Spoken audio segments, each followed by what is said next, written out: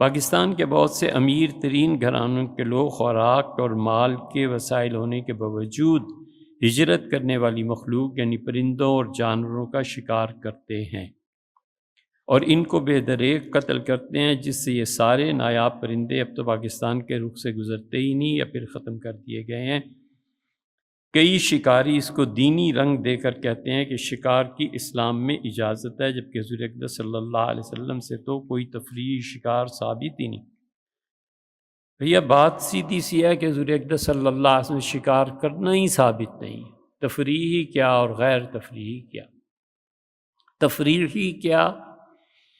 اور خوراک کی طلب میں کیا۔ حضور صلی اللہ علیہ وسلم پہ فاقہ بھی تو آیا تھا، کبھی بھی نہیں کیا، شکار کے لیے کبھی تشریف ہی نہیں لے گئے۔ تو اس لیے جو لوگ کرتے ہیں نا اور اسلام کا رنگ اس پہ چڑھاتے ہیں، یہ بہتر ہے کہ ہم اس شکار کو نہیں کہہ رہا، ویسے میں عرض کر رہا ہوں آپ سے کہ آدمی گناہ کرے اور کہے یہ گناہ ہے، کوئی پوچھے تو اس سے کہ ہاں یار یہ گناہ ہے میری زندگی میں چرس پیتا ہوں، بالکل پیتا ہوں، دعا کرو اللہ میری جان چھڑا دے۔ یہ صحیح ترین راستہ ہے، بجائے اس کے کہ گناہ بھی کرے اور اوپر سے اسلام کا کور بھی چڑھائے، چوری کی گاڑی اور اوپر سبز رنگ کروائے، کوئی پوچھے کہ گاڑی، ہاں روضہ مبارک کا رنگ سبز ہے یہ۔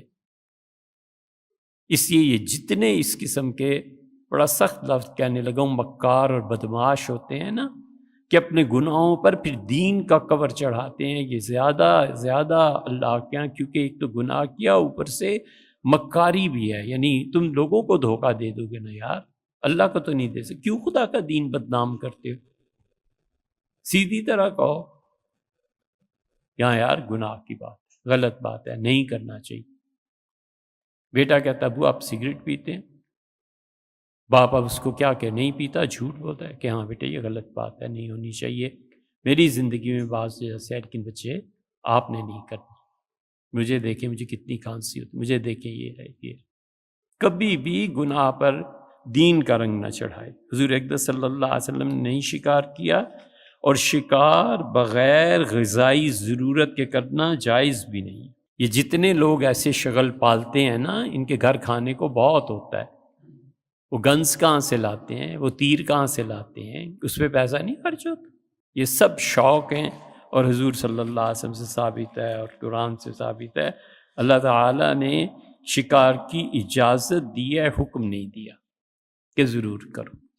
اجازت دی ہے کہ اگر کوئی آدمی کرتا ہے بالکل ٹھیک ہے۔ اور اسی طرح جانوروں کو پالنے کی بھی اجازت دی ہے، مگر یہ بات نہیں ہے کہ جانوروں کا خیال نہ رکھا جائے۔ آپ کو پتہ ہے ترمذی کی روایت میں آتا ہے، حضور صلی اللہ علیہ وسلم نے فرمایا ایک بلی کے حقوق پورے نہ کرنے کی وجہ سے اللہ نے ایک عورت کو جہنم میں ڈال دیا۔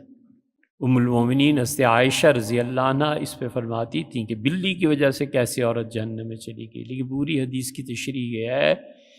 کہ وہ عورت کافرہ تھی، جہنم کا عذاب وہ بھی ہوا، اور رسول اللہ صلی اللہ علیہ وسلم نے فرمایا وہ اپنی بلی کو چھوڑتی نہیں تھی کہ وہ مختلف جانوروں سے خوراک حاصل کر لے، مثلا چوہے کو کھا لے، مثلا کسی اور چیز کو کھا لے، تو آپ نے فرمایا بھوک سے مر گئی، اور بھوک کی وجہ سے اسے خدا کا عذاب ہوا جہنم کا۔ تو اس لیے جانوروں کو پالنا اور ان کے حقوق کا خیال نہ رکھنا یہ جہنم کو دعوت دینا ہے۔